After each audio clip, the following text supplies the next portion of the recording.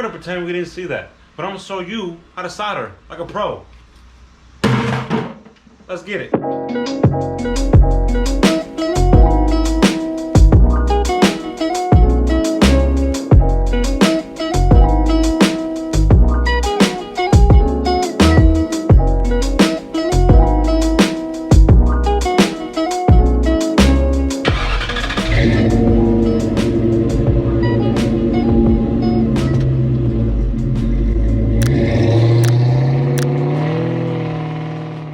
YouTube, what is going on? It is your boy Chris Rod here, and today we're going to be showing you how I solder like a professional, because I am a pro. I promise you, I'm a pro. What we're going to be soldering today is going to be the wiring harness on the radio for Betty, my Mustang. Let me show you what you need. Let's get to it.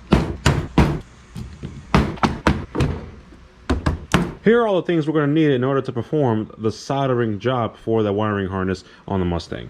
We got the helping hands. We have silicone paste, we have rosin core, we have some wire stripper, we got a sponge. We're gonna have to damp this out a little bit. We have a wire cutter. I am not using the crimping part, just the cutting to cut some of the wire off if needed. We got rosin paste flux for electrical purposes, some heat shrink, and the big boy, we got a soldering gun. These are the main things you're gonna be needing in order to do this kind of job. So they all have their own purpose, and I'll be showing you exactly what to do with every single one. Everything I have, that's here. I'll link that down below as well. Now hold on, I'm usually the type to tell you let's not use protection because that's for little girls. But I will tell you, for soldering, you're going to want to use an N95 mask, because this is going to help you a little bit.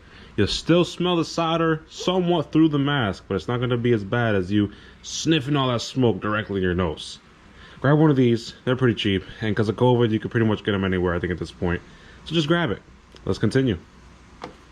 Here in front of me, I have my wire harness that goes into my radio, and the main wiring harness that goes into the connectors of the car. And all I'm going to be doing right now is stripping all the wire. The amount of wire that you're going to want stripped, as far as the exposed wire goes, you're going to want a decent amount to where you can get both connections from your main harness to the radio harness, or whatever you're actually working on. But for the main point, the two wires to connect very nicely and very cleanly. Sure. I'm going to strip these wire, and we're just going to show you exactly how much I strip. So let's just do it. So I kind of want about this much. That much should be all right. Let's do that. Actually, that's not enough. We'll go a little more. That's a good amount right there. I'm gonna use just about this amount of exposed wire for all ends. That way, when I join them and solder them, I can have a real nice strong connection. That's just about a decent amount that you're gonna want cut right there. Next thing that I wanna do is take my heat shrink, and I wanna get my desired size and length. That way I can put them over my wire, and then when I solder the wire, I have a nice sealed connection. Pretty sure this will be good enough. Let's see. If I shove them in, yeah, that's perfect. So I'm gonna chop these up about, I don't know, maybe about an inch, ½ inch of length, just so it's just enough. That way it covers over the wire and a little bit excessive of the wire, a little bit more than just the exposed wire itself. I'm gonna cut these up, come back, show you where I put these at. I have all my heat shrink cut to the desired size that I want, and all you're gonna do before you even think of soldering, just keep this in mind. Please, it is not fun when you shove your solder in place and connect the wire, you ain't got nothing to protect it. So I think I use electrical tape. Nah, don't do that. Take a heat shrink, slide it over, and just tuck it away.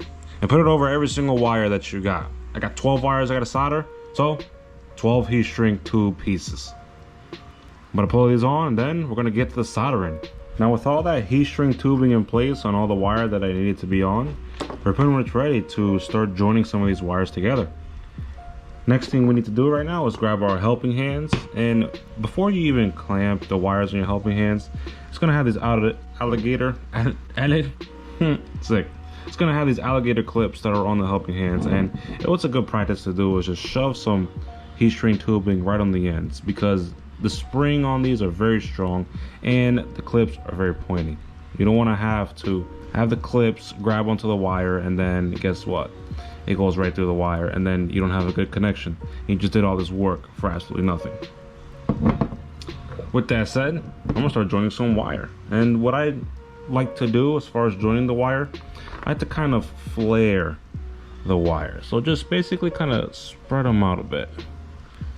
Spread the strands out as much as you possibly can to where you have a nice little even sort of layer of wire. And you're gonna do this with both ends.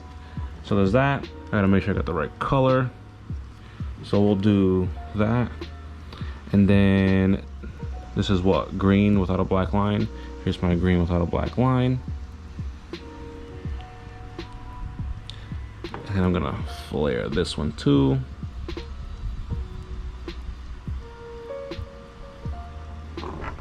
They're gonna kind of join these like that, squeeze them, and then twist them into each other.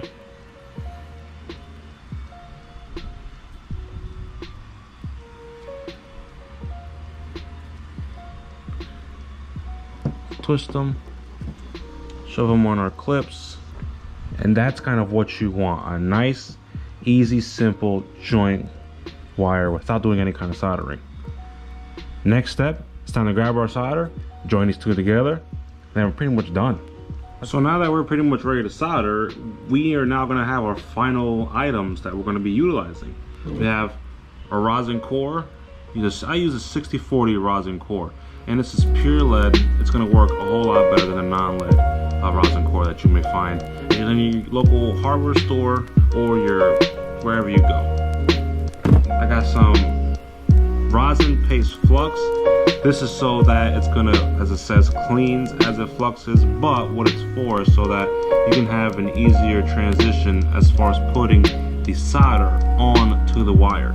So I'll show you how to use this. And we got our damn sponge so that we can tin our soldering iron.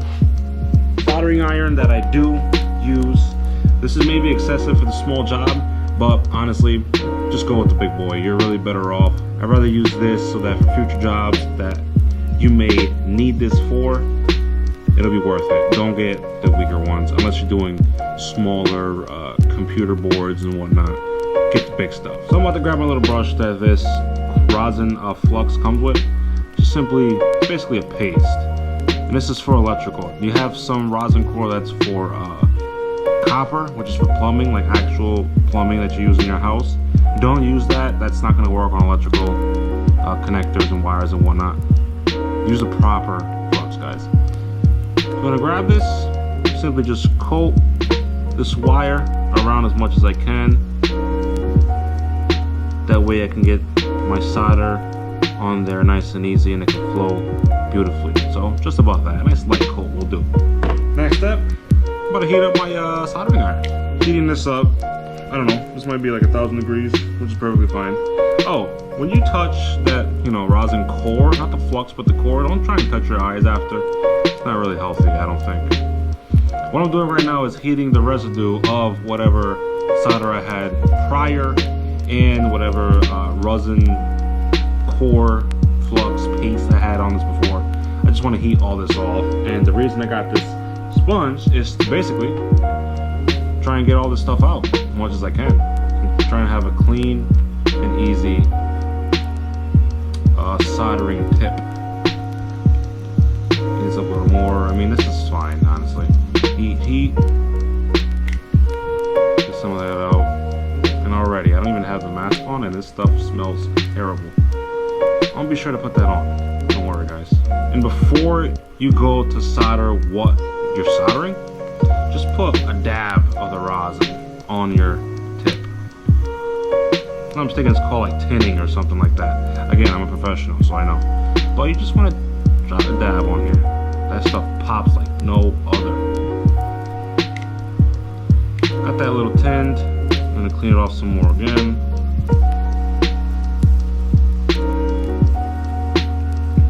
That's fine. I think that should be good. Now, we're ready to solder this. Let me grab the mask though. Hold on. Got the mask on. We're protected for the most part. So now when you want to solder this, you want to be sure to put your soldering iron on the bottom of the wire, because you want the heat to transfer through all the wire and then go to your rods and core. Then it will flow within everything, and then you will have a nice strong connection that will last you a lifetime. I'm gonna go right under. That's bubbling up real easy, because again, this is more than enough heat.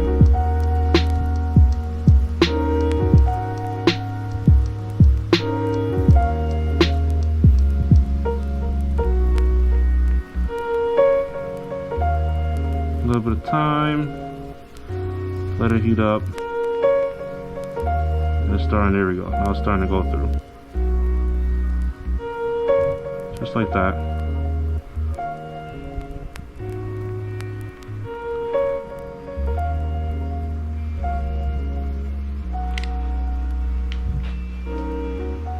Let's see, that looks pretty good. All well went through. And there you go, guys. That's pretty much it. That, to me, looks like a great connection. I am going to solder up all this wire and show you basically the finished product, and one of the last steps that you got to do just to make sure it's a nice watertight seal. Let's get these all soldered up. My soldering portion is pretty much finished, and I gotta say, I got some nice good clean solder. At least in my eyes, I think I got some good clean solder all the way around on this wiring harness. Now the final step that we're gonna have to do is pretty much make this a watertight seal. And this is why you're gonna want the heat shrink already on your wire, because once you do this and you try to get this on, you're not gonna get it on. It's just not gonna work. But something that you also need is our good old silicone paste and or dielectric grease is basically what this is. The reason you're gonna want this is so that no water or no corrosion can happen within this particular solder connection that you just finished doing. So you're gonna dab a bit of silicone paste or dielectric grease right onto it. Just a nice little thin layer, just something simple. Maybe, you know, like this. That's okay. That'll do. Put that on, take your heat shrink, slide it right over, get it over the entire tube, and now you're ready to shrink this heat shrink right up. You can use multiple things in order to do this. You can use your regular lighter, maybe you smoke with. You can use a grill lighter that you use for, you know, your good old grilling. Or you can even use a nice heat gun. But the problem is, I don't have a heat gun. So what I'm gonna do is the right thing and use a freaking lighter that uses smoke. Nice. Because I don't have a heat gun. So with this in place, all I want to do is grab our lighter and just basically rub some heat all over this heat shrink. And you want to do it to where it's nice and sealed and it pushes out all of that, all of the dielectric grease and our silicone paste you just used. This lighter, for that reason, is very high on the freaking lighting. Might have burned through this a little bit, but that's okay. We'll be perfectly fine. You just want heat. You actually don't want to burn this thing alive. But just like that, we have a nice solid protection of this wire. And then you basically do that with every single bit of the wire, and once you finish doing that, you're done. So I'm gonna do that real quick. No need to show you, but I'm gonna do it and show you guys the final product. And here we have it. This right here is gonna be our final product that we have for our wiring harness. And if I may say so myself, this is literally a professional job, honestly. Most professional in the world. This wire, I did not solder for a very important reason. I actually got an amplifier that's in my car, so I might just put a butt connector on that. This is just a turn on amp wire, and I'm gonna need this in order to turn on the amplifier that's in the car. But all in all, everything here is perfect the way I want. This right here is just capped off because I don't need it, so that's why I'm not worried about it. But all in all, this is what you need right here. So there you have it. You learn how to solder like a professional, or at least the Chris Watt way. And what can I say? I'm just the best. I'm like a handyman. I do it all. If you guys enjoyed this video in any kind of way and you found it very useful, be sure to leave a like. Don't forget, smash that subscribe button as well as ring the notification bell. More videos are coming. Don't worry. I'll see all you beautiful people in the next one. Peace.